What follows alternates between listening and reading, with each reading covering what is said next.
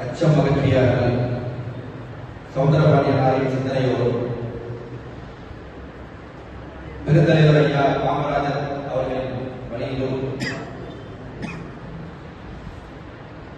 நாடாளுமன்ற முதன்மை போராளி செல்வி நாடாரின் படையோடு மாவீரர் வெங்கடேஸ்வரையார் அவரின் துணிவோடு பாண்டியனார் மக்கள் இயக்க போர்வாளாய் இங்கே வருகை புரிந்துள்ள என் நாடார் குல இனத்தின் எதிர்காலங்களே, உங்கள் அனைவருக்கும் என்னுடைய புரட்சிகர வணக்கத்தை தெரிவித்துக் கொள்கிறேன். பாண்டியனார் மக்கள் இயக்கம்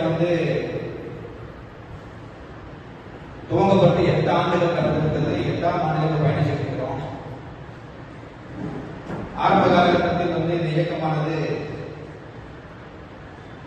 நாடார் சமுதாய மக்களின் கல்வி மற்றும் அவங்க பொருளாதார மேம்பாடு தொழில் இருக்கிறதுக்காக ஒரு அபேசியை கொடுக்கக்கூடிய ஒரு கமிட்டி மாதிரி தான் ஃபார்ம் பண்ணி வந்தோம். நாளடைவில் அது அரசியல் தேவையாக இருந்ததுனால கடந்த 2021ஆம் ஆண்டு சட்டமன்ற தேர்தலில்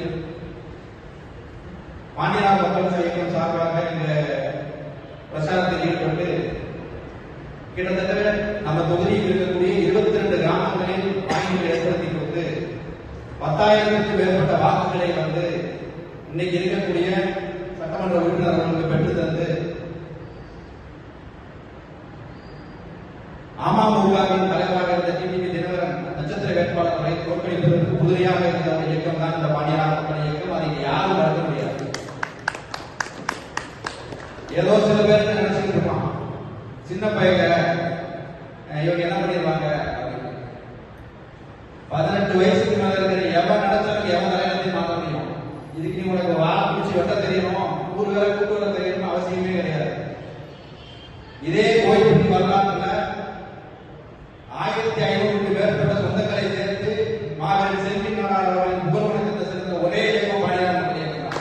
எந்த சமுதாயம் கூட்டம் சேர்க்கிறதுக்கு எங்களுக்கு ரொம்ப எளிமையானது. என் மக்களுக்கு நான் சொல்லிக் கொடுக்க வண்டியணும்னா எந்த எதிர்பார்ப்பு சமுதாயம் இப்போ என்ன தேவையோ அதுக்காக நம்ம நிர்வாகிகளை அவன் சொல்லி பேசிக்கணும். இதை ஏன் தெரியல பதிவு பண்ணா சில பேர் விமர்சனம் பண்ணுவான். வெளியில போவாங்க, 30 பேர் இருந்தா 40 பேர் இருந்தாங்க. இந்த 30 பேர் சமாளிக்க நீ பாருங்க.